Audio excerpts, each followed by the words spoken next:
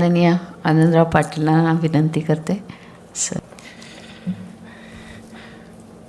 आपल्या सगळ्यांचे आदरणीय श्रीनिवास पाटील साहेब, सिप्रा मंडळीचे अध्यक्ष फडके सर आणि सर्व सन्माननीय सदस्य, ह्या अतिशय दैदिप्यमान असा इतिहास असणाऱ्या सप महाविद्यालयाचे आदरणीय प्राचार्य श्री अविनाश मोरील सर, ज्यांच्यामुळे हा कार्यक्रम होतो आहे, ज्यांनी अतिशय प्रयत्न केले, गेले अनेक महिने प्रयत्न करत आहेत आणि काल ज्यांचा BP खूप वरती होता त्या संजोत आपटे मॅडम, आदरणीय मॅडम, माजी प्राचार्य आदरणीय सेटे सर, सर्व माजी विद्यार्थी, सर्व प्राध्यापक वर्ग, माजी प्राध्यापक वर्ग, इथं उपस्थित असणारे सगळे सप महाविद्यालयाचे माजी विद्यार्थी, त्याच्यामध्ये तुम्ही पण आले सगळेजण. खरं तर जसं अजित म्हणाला की आम्ही सगळे इमोशनल झालो इथे येताना. खरं बरंच ठरवलं होतं की काय काय बोलायचं, पण इथं आल्यानंतर आता शब्द बाहेर पडत नाहीत. ज्याला एक पालक किंवा आई बोलवते त्यावेळेला सगळे भावनिक होणं साहजिकच आहे. मला दुसऱ्यांदा SP कॉलेजमध्ये येण्याचा बहुमान मिळाला, त्याबद्दल तुमचे खूप खूप धन्यवाद.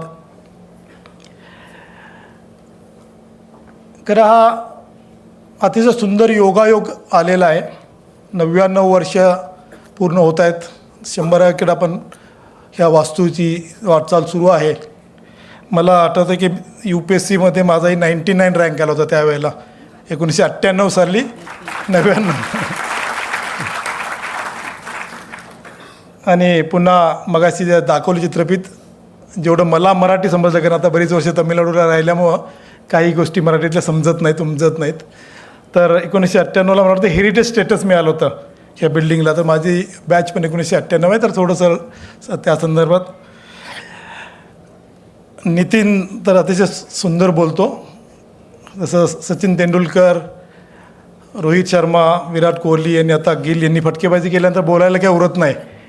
त्याच्यामुळे मी फारशी फटकेबाजी करणार नाही, पण काही गोष्टी सांगाव्याशा वाटतात. इथे कोकणून अतिशय छोटंसं गाव आहे सांगली जिल्ह्यामध्ये, आणि नेहमी सगळ्यांना इंजिनियर आणि डॉक्टर व्हावं वाटतं. मलाही डॉक्टर व्हावं असं वाटलं. एक शेतकऱ्याचा मुलगा, फॅमिलीमध्ये कुठली बॅकग्राऊंड नव्हती, आणि त्या पद्धतीने तयारी केली. पहिली 4 वर्ष तर म्हणजे 1ली ते 4थीपर्यंत शाळा तेच माहीत नव्हतं, कारण आमचे निनाईचं मंदिर होतं, त्या मंदिरामध्येच नेहमी तिथं शाळा भरायची. पाऊस आला की पाणी आत, आम्ही बाहेर. आता शिक्षण खात्यामध्ये अतिरिक्त सचिव काम करताना मी पाहतो की आम्ही बऱ्याच ठिकाणी बिल्डिंग्स देतो आहे. एक वेगळ्या पद्धतीचा विकास भारताचा त्या पद्धतीने सुरू आहे. विश्वास नांगरे पाटील, तुम्ही नाव ऐकलं असेल कदाचित, माझा चुलत भाऊ. श्रीनिवास पाटील साहेबांचा मतदारसंघ, तेव्हा त्यांना सगळेजण ओळखतात तिकडे, आणि त्यांचे बरेचसे मित्र पण आहेत तिथे, त्यांना सगळं माहितीच आहे. तर विश्वास मला 1 वर्ष सिनियर. तर तो न्यू इंग्लिश स्कूल म्हणून शाळेला आधी गेला होता, म्हणून मी मग 7वीपर्यंत मराठी शाळा, नंतर इंग्लिश स्कूलला गेलो. इंग्लिश स्कूल नावाला मराठीच माध्यम होतं तिथे. त्याच्यानंतर मग न्यू कॉलेज कोल्हापूर, 11वी-12वी सायन्स, जसं नितीन म्हणाल तसं, किंवा तिथं तयारी केली. एक बरंचसं MBBSसाठी खूप प्रयत्न केले, जवळजवळ 90% त्याला मार्क्स पण मिळाले, आणि ॲडमिशन पण झाली. पण दुर्दैवानं काय झालं की माझ्या दुर्दैवानं त्याला कुणीतरी चॅलेंज केलं हायकोर्टामध्ये, आणि त्याला अर्बन आणि रुरलच्या 2 कॅटेगरी होत्या. शिराळा तालुका आमचा जो आहे तो डोंगराळ भाग, त्याच्यामुळं रुरल कॅटेगरी मला ॲडमिशन मिळालेली होती. चॅलेंज केला, 2-3 महिने असंच चालले होते. शेवटी एक दिवस, शेवटचा दिवस होता शिवाजी विद्यापीठाचा. तर एक प्राचार्य माझ्या मित्राचे वडील होते, त्यांनी विचारलं की आनंद काय करतो आहेस? तर म्हटलं सर SSC ॲडमिशन झाले आणि कोर्ट केसमध्ये थांबलो आहे. ते म्हणाले अरे मग तू दुसरीकडे अजून कुठेतरी ॲडमिशन घे. म्हटलं नाही, सगळेजण म्हणतात की होऊन जाईल. नाही ॲडमिशन घे. मग त्यांना मी माझे डॉक्युमेंट्स दिले, सरच घेऊन गेले ते डॉक्युमेंट्स कोल्हापूरला, आणि BAसाठी मला फर्स्ट इयरला त्यांनी त्याच्यामध्ये ॲडमिशनसाठी प्रयत्न म्हणजे ते हे केलं. परत 15-20 दिवसानं ज्याला कोर्टाचा निकाल आला त्याला हे सगळ्या दोन्ही कॅटेगरी काढून टाकल्या. आता आम्ही अधिकारी आहोत, त्याला माहिती आहे की याला कुठली कॉन्स्टिट्यूशन हे नसल्यामुळं सौभाग्यच होतं की रुरल आणि urban category was not allowed, आणि माझं MBBSचं ॲडमिशन गेलं. मग मी परत गावी, परत म्हैसी, म्हणजे माझ्या वडिलांचा कटाक्ष असा की म्हैसी धुणे, दूध काढणं आणि मग कॉलेजला जाणे. मग 20-25 किलोमीटर परत बसनं येणं जाणं, एस टीनं येणं जाणं असायचं. त्या एका वर्षामध्ये मी बरंचसं शिकलो. माझ्यासोबत जी मुलं माझ्यासोबत एस टीमधून जे अर्धा पाऊण तास असायचे ते मला म्हणायचे की फार शहाणा होतास, कोल्हापूरला गेलास, काय दिवे लावलेस, आता परत आमच्यासोबतच BA करतोयस इथे. आणि ते मनाला कुठेतरी लागायचं. आम्ही वारणा काठाला, आमच्याकडे वारणा नदी आहे, वारणा काठाला कृष्णकाठ वाचला त्यावेळेला यशवंतराव चव्हाणांचा.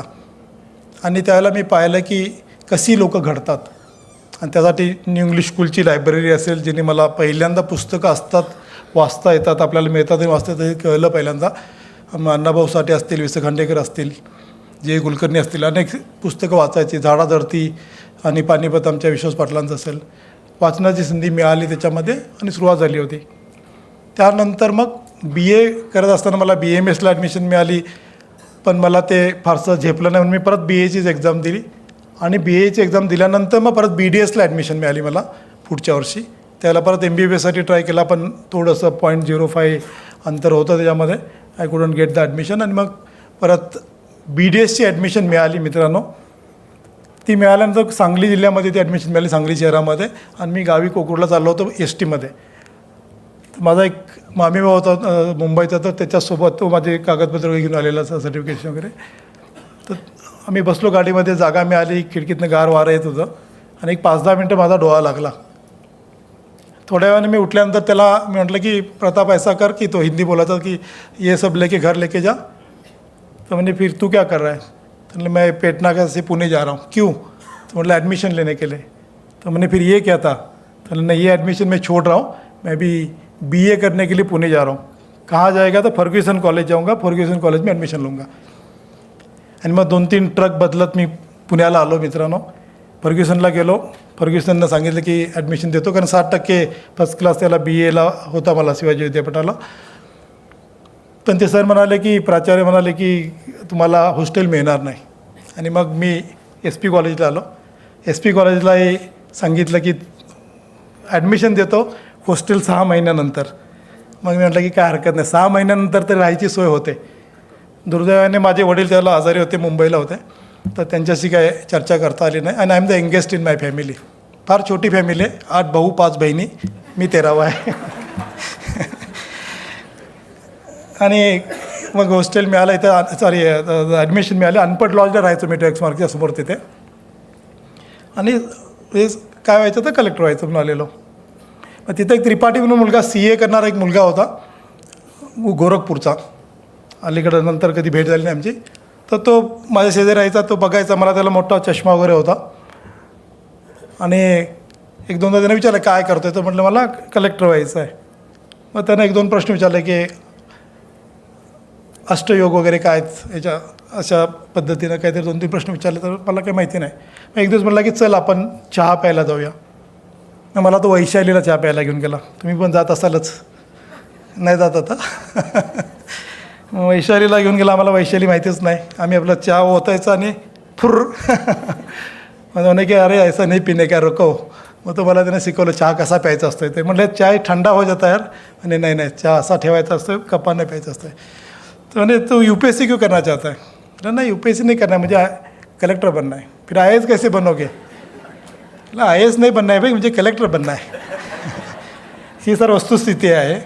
आणि म्हणजे मी BA MS BDSचं ॲडमिशन सोडून आलो होतो. त्यावेळेला आमचे विश्वास नांगरे पाटलांनी सुरुवात पण केली ती ना. पण मला माहितीच नव्हतं की युनियन पब्लिक सर्व्हिस कमिशन असतं आहे आणि IAS हा कलेक्टर होतो. कारण त्या दरम्यानच्या काळामध्ये मी शिराळच्या तालुका ऑफिसमध्ये गेलो होतो. त्याला मला वाटतं संजय उबाळे साहेब कलेक्टर होते. ते अचानक तिथे आले. पहिल्यांदा आम्हाला तहसीलदार दादाच देत होता. मग ते आले, कलेक्टर येणार आल्यानंतर तिने सगळ्यांना आम्हाला बाहेर काढलं आणि एक झाड आहे तिथे समोर, तिथं तिने उभा केला आम्हाला. मी माझ्या भावाला, मोठे भाऊ, त्याला विचारलं की काय दादा काय चालतं. म्हणजे कोणतरी मोठा अधिकारी आला. त्यामुळे पूर्ण यंत्रणा हल्ली त्या ह्याच्यामध्ये, तालुका ऑफिस पूर्ण. आणि 15-20 मिनटामध्ये आम्हाला जे सर्टिफिकेट पाहिजे होतं, मला नॅशनॅलिटी सर्टिफिकेट पाहिजे होतं MBBS ॲडमिशनसाठी, तिने आणून दिलं. कुठंतरी बॅक ऑफ माइंड माझ्या ते होतं की बाबा अशा पद्धतीनं कुठले तर अजून एक गावामध्ये डॉक्टरच खूप मोठा, कारण सगळे आजारी पडायचे आणि डॉक्टर बरा करायचा.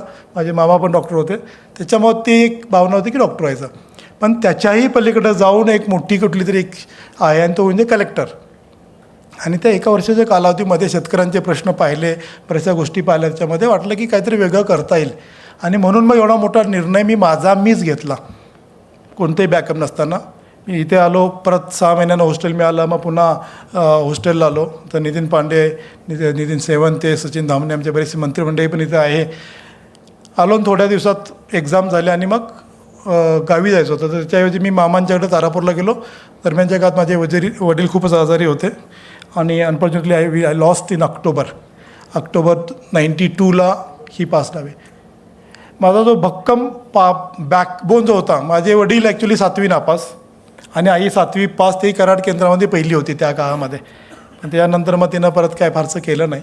असं वेगवेगळे वडील फार म्हणजे शिक्षणाबद्दल खूप आवडतं ना आणि खूप पुश करायचे. दुर्दैवाने वडील गेल्यामुळे मग एक मोठा व्हॅक्यूम तयार झाला. नितीननं खूप डिटेलमध्ये सांगितलेलंच आहे. मग 2-3 महिने माझे गावी गेले आणि मग त्याच्यानंतर म्हणजे परत पुण्याला येता येईल की नाही, SP कॉलेज येतं की काहीच माहिती नव्हतं. तर नितीन पांडे आमच्या इथे रूममेट पण आहे. मी ज्याला परत आलो त्यांनाही संशय आला की हाच तो आपला खराखुरा पार्टनर की दुसराच कोणतरी आहे. कारण वडील गेल्या मग केस वगैरे काढलेले, तर त्याला असं वाटत होतं की तो या कोणतरी आलेला आपल्या रूममध्ये. आणि मग पुढची वाटचाल सुरू झाली.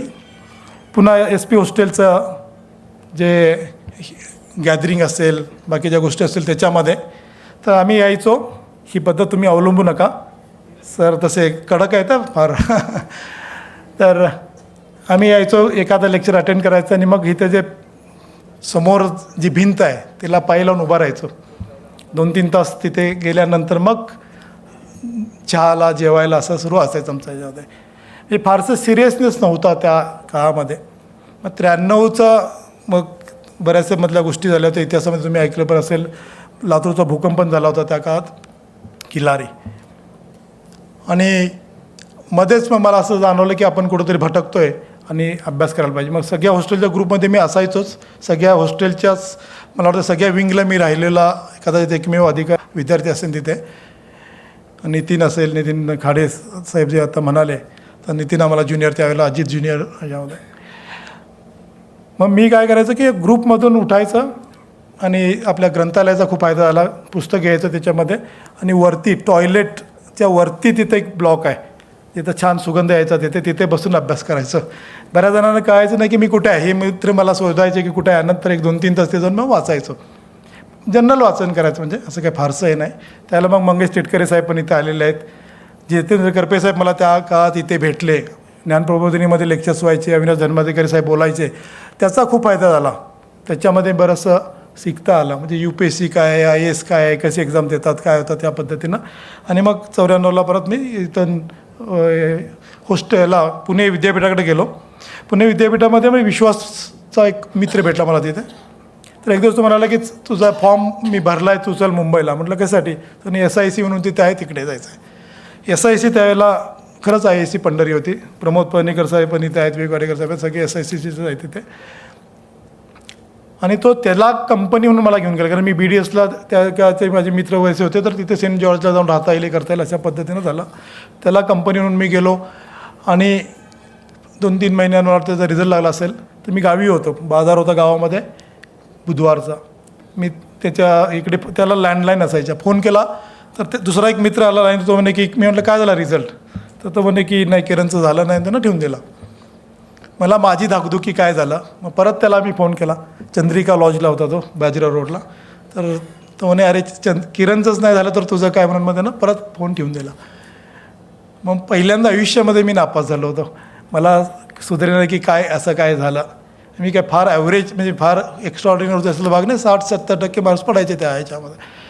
पण हे कुठंतरी मला लागलं की बाबा हे काही झालेलं आहे म्हणून. मग परत आलो. पुणे विद्यापीठामध्ये बरंचसं चालायचं. मग एकदा रात्री खूप धाडस करून कुठल्याही मित्राला बरोबर न घेता, कारण नापास झालेलं त्यांना समजायला नको म्हणून, मी बाहेर येऊन क्वाईननं फोन केला राज्य प्रशासकीय सेवेमध्ये, याला आपल्या संस्थेमध्ये मुंबईला. आणि त्याला विचारलं की रिझल्ट तर म्हणे आहे. म्हणाले आनंद पाटील नाव आहे का बघ. तर तो म्हणे आहे, आणि त्यानं ठेवून दिला. मला विश्वास बसेन झाला आहे की असं खरंच आहे का. त्याला परत फोन केला मी, आणि तो म्हणे काय, तो जरा वैतागलेला होता रात्री 10-11च्या दरम्यान. तो म्हणे काय नाव आहे तुझं? म्हटलं Anandrao Vishnu Patil.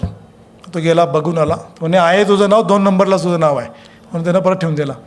And that was big turning point for me की पूर्ण राज्यामध्ये सगळ्यांची ती एक्झाम असते त्यामध्ये तुम्हाला 2 नंबरला येत आहेत. हेमंत निंबाळकर साहेब आमचे माझाच बॅचमेट आहे कर्नाटकमध्ये 98 बॅच, तो पहिला आणि मी दुसरा असं. तशी ती सुरुवात झाली आणि तिथं खऱ्या अर्थानं गती मिळाली तयारीला. परत प्रिलिम नापास, पुढच्या वर्षी परत मेन्स प्रिलिम दिली, मेन्सला आलो, मेन्स नापास, मग 3rd अटेम्प्ट. मित्रांनो 3rd अटेम्प्टला मग नैना इथं बसलेले असले होते. आम्ही इंटरव्ह्यूला गेलो होतो ट्रेनला, आठवत असेल नैना कुठे आहे ना, आठवत आहे? आम्ही 5 जण होतो.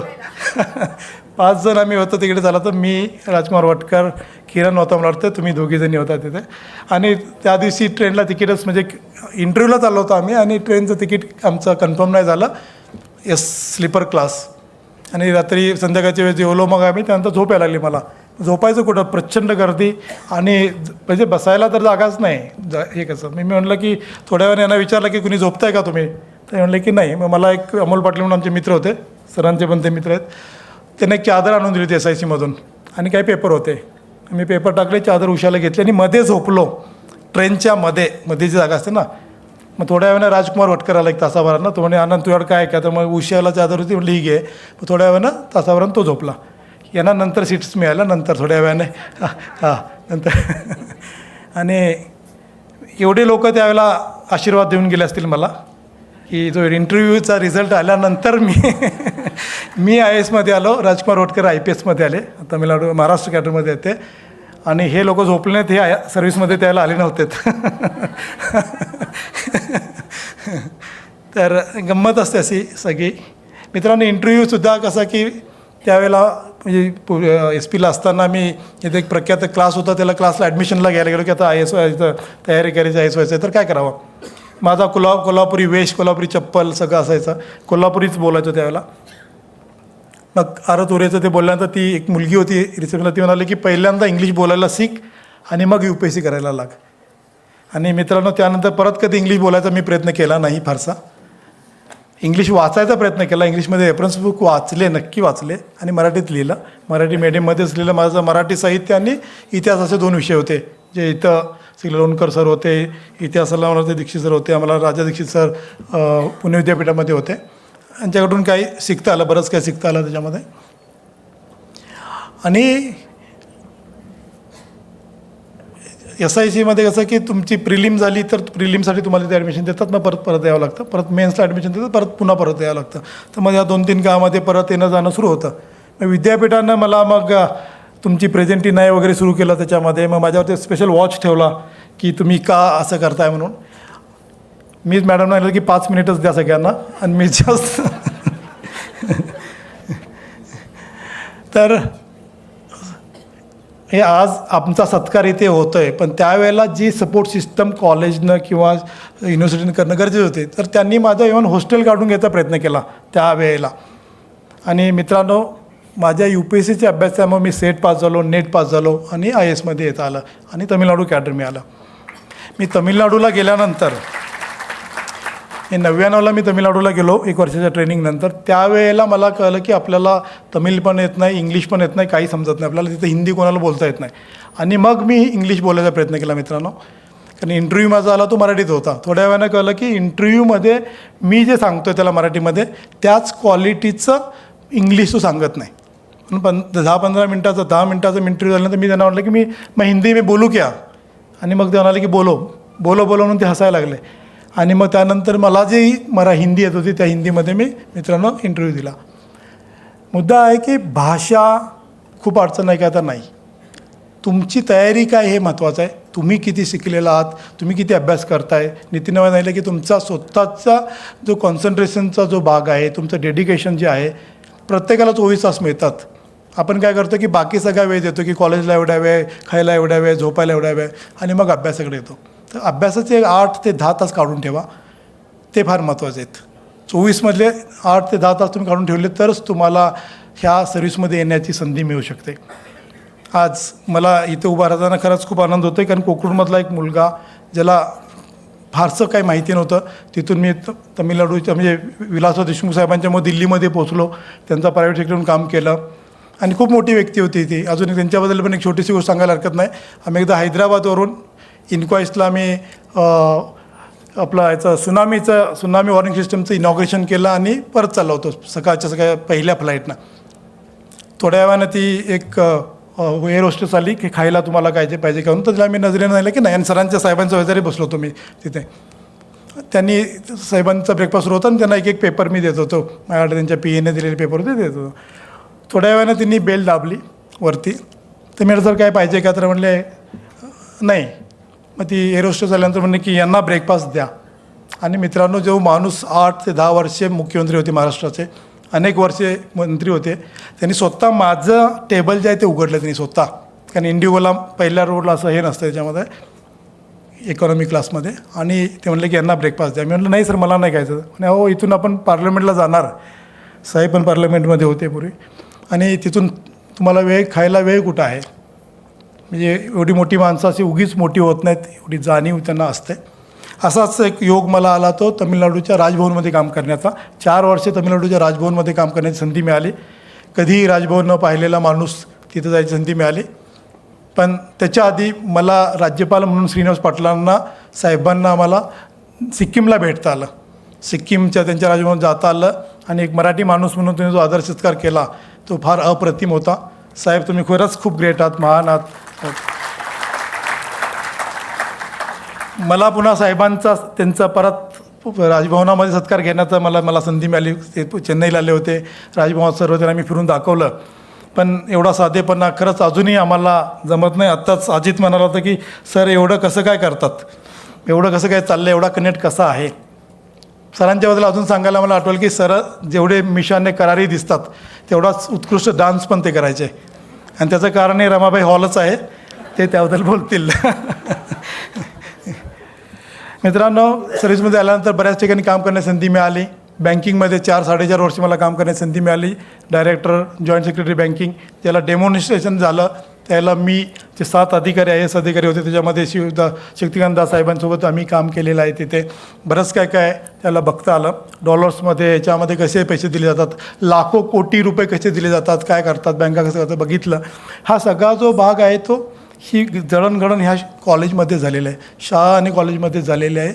आणि त्याचा तुम्ही सिरियसली घ्या, एन्जॉय करा, पण त्यासोबत जो काय आपल्याला अभ्यास करायचा त्याच्याकडे लक्ष द्या.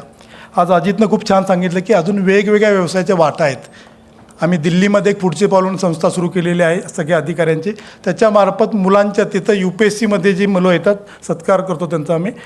तर जे आपल्या ORNमध्ये एक 10,000च्या वरती मुलं तिथं आहेत किमान.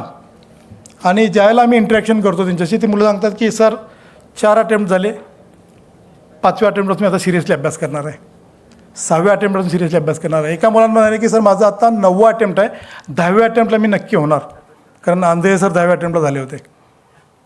मित्रांनो, नितीन मगाशी म्हणाला तसंच आहे, महत्त्वाचं की तुम्ही 2 ते 3 वर्षच द्या. ही फार उमेदीची वर्ष आहेत. एकदा तुम्ही सर्व्हिसमध्ये आल्यानंतर तुमच्या लक्षात येईल की किती महत्त्वाचे आहे ते. सर प्लीज कॉन्सन्ट्रेट करा.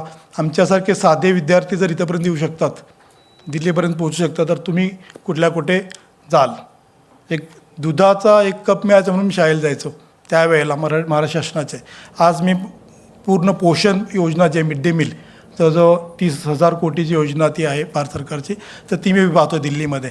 त्याच्यासोबत समग्र शिक्षा जवळजवळ 45,000 कोटीची आहे, ती आम्ही तिथे पाहतो आहे. हे सर्व जे शक्य झालं त्या ह्या गुरुजनांच्या आशीर्वादानं. तर एक कबीराचा दोहा आहे, मला पाठांतर त्यावेळेला जमत नव्हतं, आताही जमत नाही, मी वाचून दाखवतो तुम्हाला. गुरु गोविंद दोनों खडे है, गुरु गोविंद दोनों खडे काहे लागू पाय, बलिहारी गुरु आपनो गोविंद दियो मिलाय. जो गुरु आणि जर देव जर उभा असेल तर कुणाचे पहिल्यांदा दर्शन घेऊ. तर कबीर म्हणतात की बाबा पहिलं तुझ्या गुरुचं दर्शन घे, कारण त्याच्यामुळे तो देव तुम्हाला मिळालेला आहे. तुमच्या सर्व गुरुजनांचे खूप खूप धन्यवाद, आमच्या सर्व गुरुजनांचे धन्यवाद. आणि तुम्हीही लवकरच इकडे येऊन बसावं ही तुम्हाला विनंती आहे, किंवा नित्य तरी येऊन बसा. आम्हाला मग इकडे संधी मिळेल, नंतर तुम्ही या इकडे.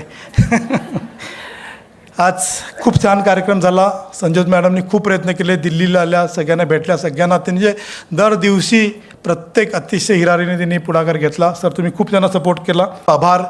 SK जैन सर पण माझ्याकडे दिल्लीला येऊन गेले. खूप खूप खूप श्रीकांत गोडबोले सर येऊन गेले, तर खूप धन्यवाद तुमचे. असाच तुमचा लोभ राहावा, आपुलकी राहावी. कारण काय होतं की महाराष्ट्रात जे अधिकारी आहेत त्यांच्यावरती प्रेम असतं आहे, बाहेर गेले की आम्ही सवते होऊन जातो. मग प्रमोद सर बरोबर आहे ना? प्रमोद फणीकर सरांच्याबद्दल बोलायला हरकत नाही. दिल्लीमध्ये अतिशय मोठ्या पदावर त्यांनी काम केलं, MP चे IPS अधिकारी. कोरोनामध्ये यांच्यामुळं एक 100भर मराठी लोकांना वाचवण्याची संधी आम्हाला पूर्ण पुढचे पावलं मिळाली. सरांच्या CISAची पूर्ण गँग ते लावायचे त्यावेळेला. विवेक वाडेकर सर आहेत, EDचं नाव आता एक त्यापूर्वीपासून सर EDमध्ये काम केलेलं आहेत. अनेक संवेदनशील गोष्टी त्यांनी हँडल केलेल्या आहेत. मित्रांनो, हे सगळं तुम्हाला शक्य आहे, फक्त स्वतःवरती विश्वास ठेवा. तुम्हाला परिश्रम करावे लागतील, कष्ट घ्यावे लागतील आणि मग सर्व्हिसमध्ये यावं लागेल. आत्ताच बाहेर भेटलो मी, ऋषिकेशला भेटलो, आणखी धैर्यशीलला भेटलो. तर एकानं सांगितलं की मला ऋषिकेश म्हणाला की मला DYSPच व्हायचं आहे.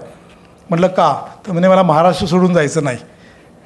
तर महाराष्ट्र सोडून बाहेर यायला मित्रा काहीच हरकत नाही, चांगला आहे. तामिळनाडू तर खूप चांगला आहे, MP खूप चांगला आहे, आसाम खूप चांगला आहे. परवा मी आसामला पण जाऊन आलो. खूप वेगळ्या पद्धतीनं तुम्ही बाहेर पडल्यानंतर महाराष्ट्राचं आकर्षण असतं. तमिळनाडूमध्ये तंजावरला एवढं मोठं साम्राज्य होतं, मराठा साम्राज्य होतं. तिथं त्या राजेसाहेबांशी आताही भेटण्याची, बोलण्याची मला संधी मिळते. तिथं सरस्वती महाल म्हणून खूप मोठं आपली लायब्ररी आहे. ते वैभव खूप मोठं आहे.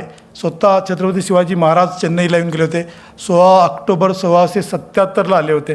तिथे देवीचं दर्शन घेऊन गेले होते. तिथं पूर्ण मोठा शिलालेख आहे. खूप मोठ्या गोष्टी मराठा साम्राज्यामध्ये त्यावेळेला झालेल्या आहेत. हा आपला वारसा आहे.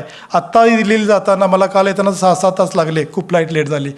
एवढी अडचणी आत्ता आहेत. त्या काळात हे लोक कसे घोड्यावरती पोचले ही खूप मोठी गोष्ट आहे. कशी सुरतेची लूट आपण म्हणा, मान्य करा न करा, पण कशा पद्धतीनं 2 वेळेला शिवाजी महाराजांनी प्लॅनिंग केलं असेल, कशा पद्धतीनं त्यांनी हे केलं असेल त्या काळात विचार करा. मग आता आपल्याला स्पर्धा परीक्षा किंवा कोणत्याही मोठ्या गोष्टींची का प्लॅनिंग करता येणार नाही? म्हणजे शिवाजी महाराज एक मराठा म्हणून मला फारसं त्याच्याबद्दल नाही, एक दूरदर्शीपणा जो त्यांच्याकडे होता तो फार महत्त्वाचा आहे. म्हणून अनेक राजे आले आणि गेले. शिवाजी महाराजांचं नाव एवढ्या काळामध्ये आहे, स्ट्रॅटेजिकली आपण त्यांच्याकडे पाहतो आहे.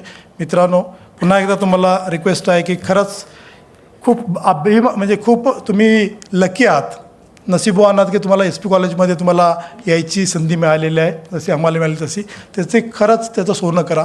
NEPबद्दल थोडंसं बोलावं लागेल. आम्ही खूप मोठ्या प्रमाणात ते इम्प्लिमेंट करतो आहे. NEPचा मेन गाभा, बाकी तर गोष्टी आहेत, मल्टिलिंग्वेजल असेल, मल्टिपल एंट्रीज एक्झिट असतील आणि बाकीच्या बऱ्याचशा गोष्टी, पण त्यामध्ये अतिशय महत्त्वाची गोष्ट आहे जी इकडेही लागू पडते तिकडेही लागू पडते, की जो प्रत्येक विद्यार्थी, आज 25 कोटी विद्यार्थी आमच्या स्कूल इकोसिस्टममध्ये आहेत. 66च्या वरती आमच्याकडे स्कूल बोर्ड्स आहेत, 1 कोटीच्या वरती टीचर्स आहेत. तर 25 कोटी विद्यार्थी जे आहेत ते 25 कोटीच्या कोटी लोकांनी चांगलं करिअर करावं, अगदी लास्ट बेंचरमधल्यांनीही चांगलं करिअर करावं आणि आपल्या भारतीय अर्थव्यवस्थेमध्ये चांगलं योगदान द्यावं. हीच NEPची मुख्य भावना आहे. त्याला आपण एका विद्यार्थ्याला खडा करतो, उभा करतो त्याच्या पायावरती, मग तो 100 रुपये, 200 रुपये, 1000 रुपये टॅक्स देऊया, काय हरकत नाही. त्या पद्धतीनं आपल्याला त्यांना तयारी करणं गरजेचं आहे. आणि एवढं बोलून मी माझे जे काही 15-20 मिनटाचं भाषण होतं, कारण सर मॅडमकडून जी स्पेशल सवलत घेतली होती मी, धन्यवाद तुम्हाला. एक शेवटचं आहे, living with purpose, turning dreams into reality. 5 September आपण याचा साजरा करतो. आता जस्ट मी पाहत होतो, 5 सप्टेंबर 1857ला मद्रास युनिव्हर्सिटी स्थापना झाली होती. 1857ला आपण काय करत होतो बघा इतिहासामध्ये, आणि इंग्रज काय करत होते. तर तेच पुस्तक राधाकृष्णन लिहिलं आहे, living with a purpose, turning dreams into reality. कधी वेळ मिळाला तर बघा, खूप मोठी व्यक्ती होती, खूप छान. एक त्यांचं लास्ट आहे की they truly are great who testify to the truth in them and refuse to compromise whatever the cost. अशी दिग्गज मंडळी इथे बसलेले आहेत, तशीच दिग्गज मंडळी इथे आहेत, आमच्यासाठी ते दीपस्तंभ आहेत. तुम्हाला काय कधी मदत लागली, दिल्लीमध्ये येणार असाल तर नक्की या, अवश्य आम्ही उपलब्ध आहोत. जय हिंद, जय महाराष्ट्र.